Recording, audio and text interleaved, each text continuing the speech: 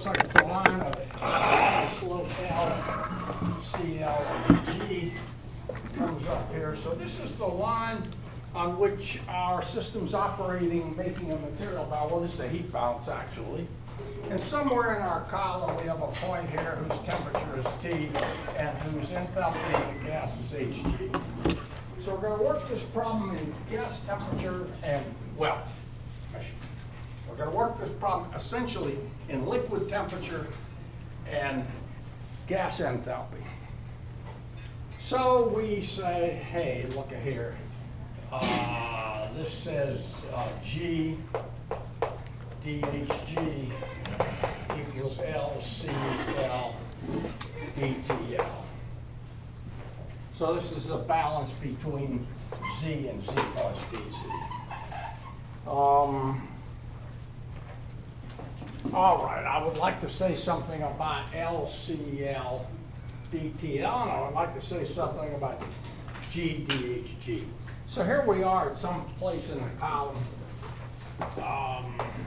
We might have a TL here, and then there's an interface here where there might be a TI at the interface, and there's a T over here on the gas side. And at the interface, there's also an interface at Y, and over here there's a Y. Those are mole fractions of water. This is the gas flowing this way. This is the liquid flowing that way. And we want to talk about the transport from the liquid to the interface and from the interface to the bulk of the gas. So we will write this LCl dTl, LCl dTl as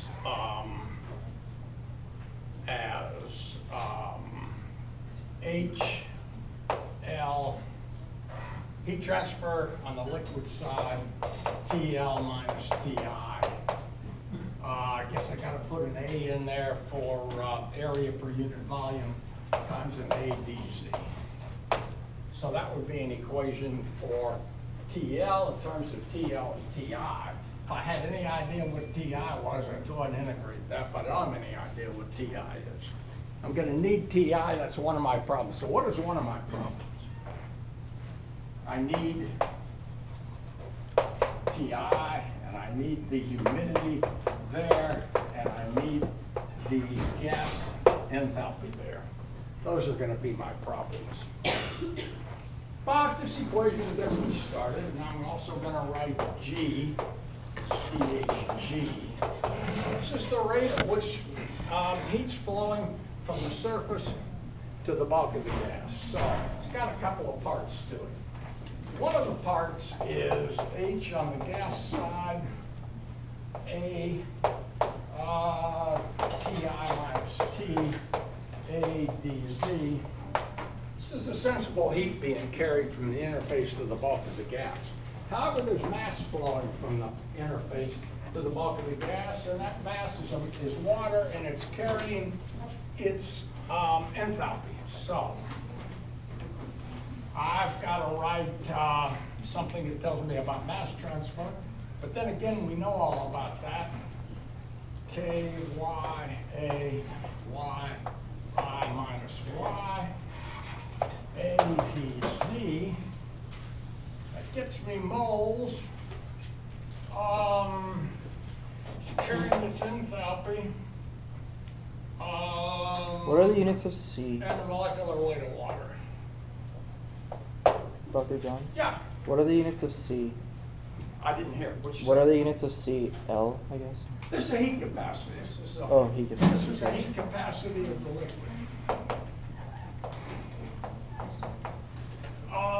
Since all of our flows are in mass units and so on and so forth, all these properties are per unit mass. So that's the heat capacity per unit mass.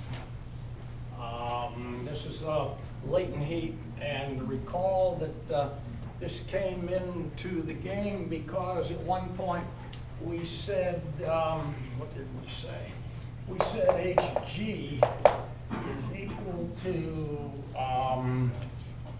Cs T minus T reference plus H, the humidity, lambda 0.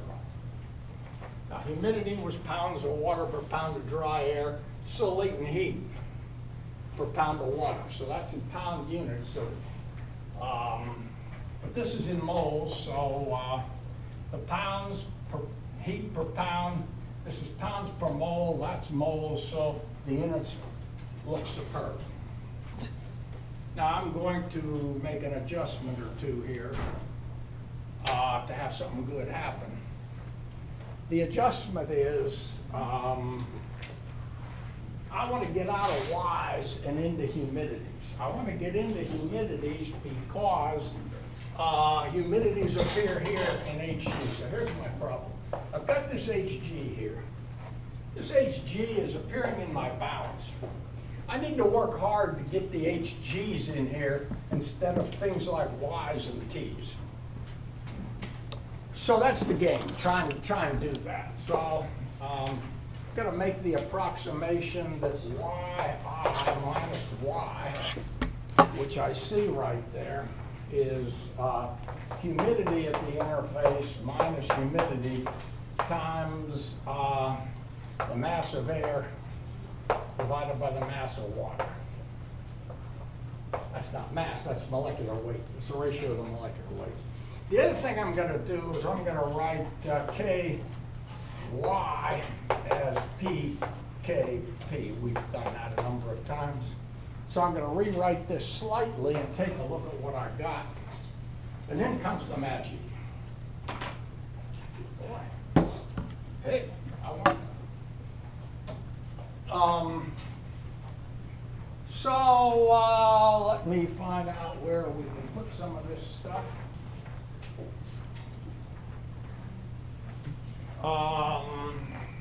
Yeah, I'm writing this right here. So as I proceed to do this, I get the molecular weight of, well, the molecular weight of water is going to cancel out, leaving me with the molecular weight of air. KPA times P.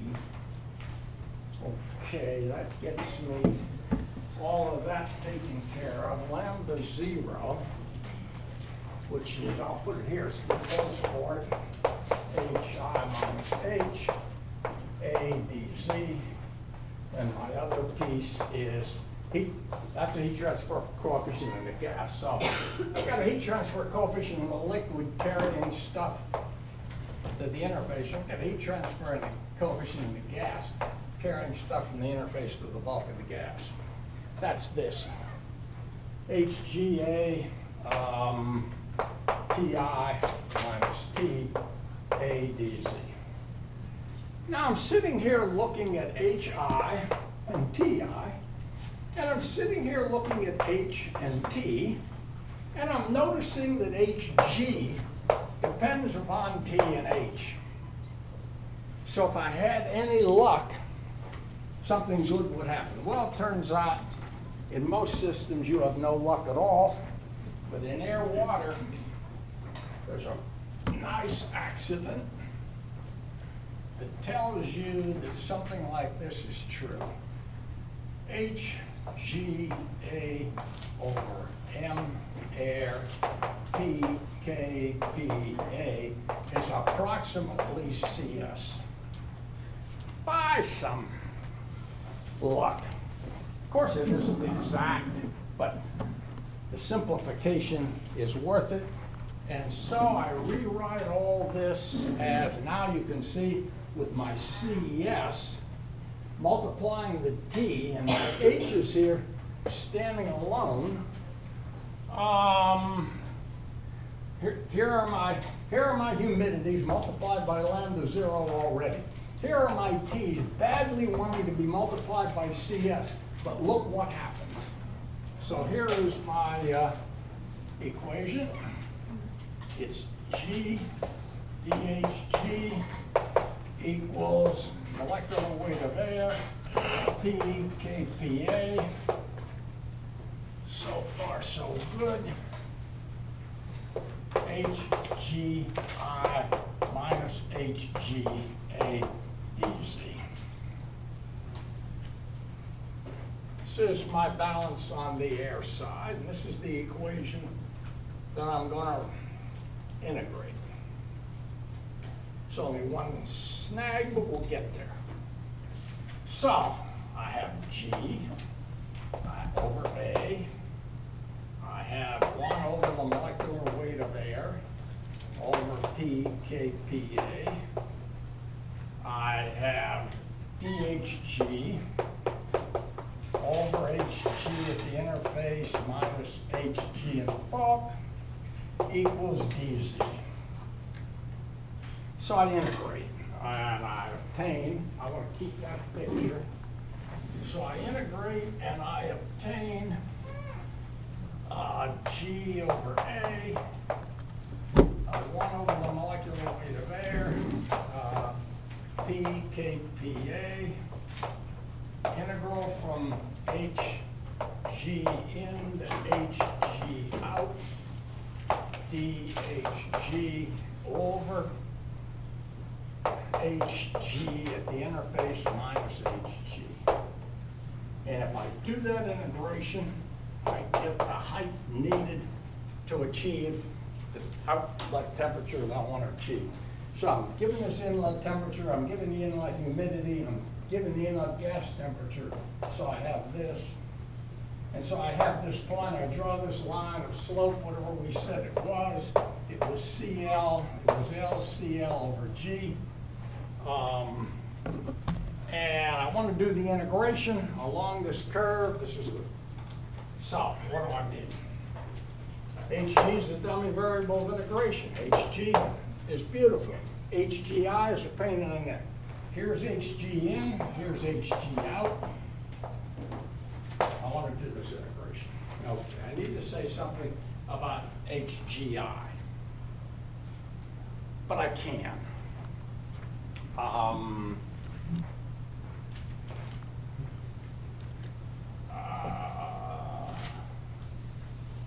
Did I write that? Yeah, I got it. Okay, so the interface, as always, is assumed to be in equilibrium. At the interface, I've got equilibrium.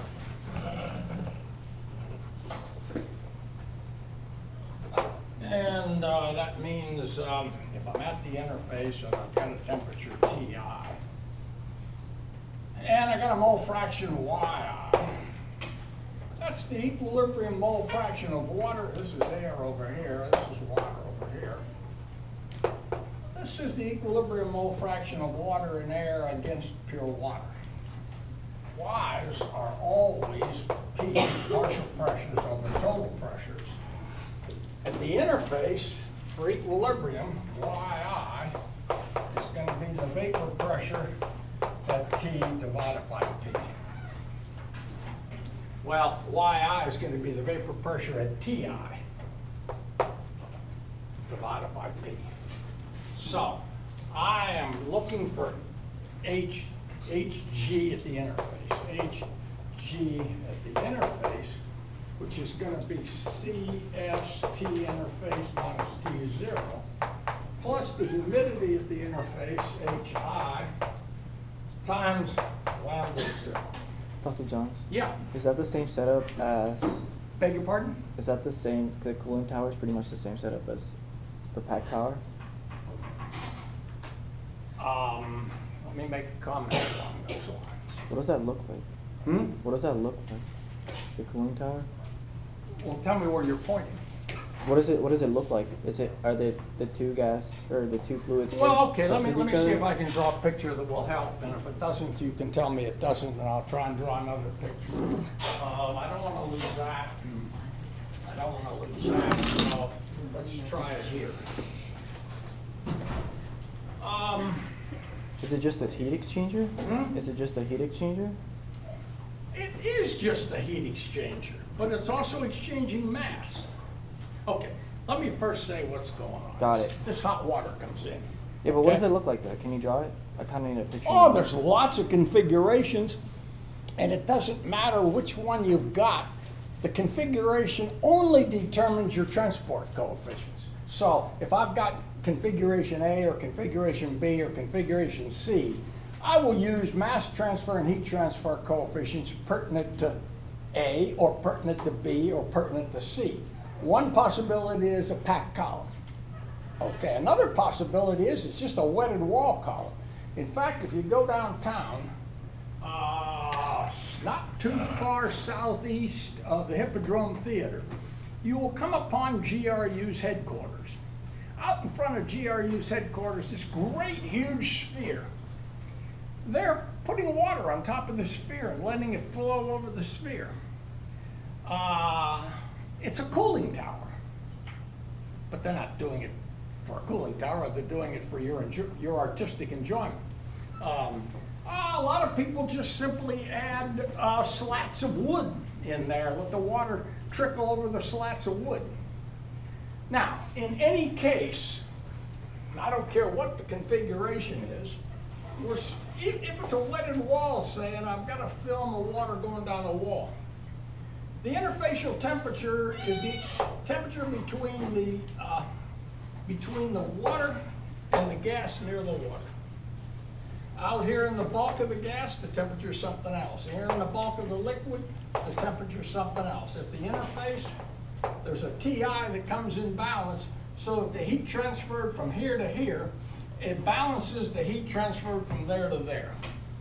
We'll take advantage of that shortly. So the main idea here is that I got hot water. I want to get cold water. I'm simply going to take advantage of the latent heat of water. I'm going to use that hot, sensible heat to vaporize water, carry away latent heat, and cool the water. That's the basic idea. And I'm just putting down equations which you can use for any configuration you want. You just need to go find the mass and heat transfer coefficients for that configuration. Now, what are we doing? We're at the interface. Noticing that the enthalpy per pound at the interface is CS, TI, HI. Now, so what is HI? H at the interface is the molecular weight of water divided by the molecular weight of air times, I guess, the vapor pressure of water at the temperature of the interface divided by the pressure minus the vapor pressure of water at the interface. So, I say to myself, there's a TI there. If I have TI, I can get the humidity HI. If I have the temperature TI and therefore the humidity HI and the temperature TI, I can get HGI. I now have a way of plotting an equilibrium curve on here, which might look like that. This is a curve whose points are T at the interface, HG at the interface. This is a curve whose points are T in the liquid, HG. I notice that this is getting close to what I want. For any T in the liquid and HG, I would like to know HG at the interface. So what do? I go here and I say, hey, look at this. This is equal to that. Therefore, I learn the following thing. I learn that HLA, TL minus TI,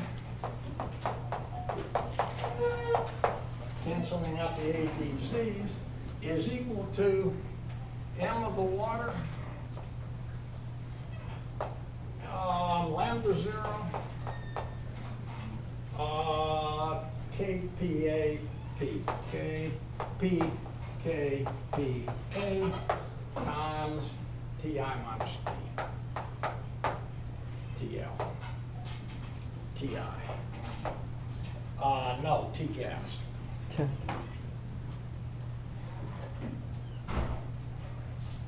Okay, so what's this do for me?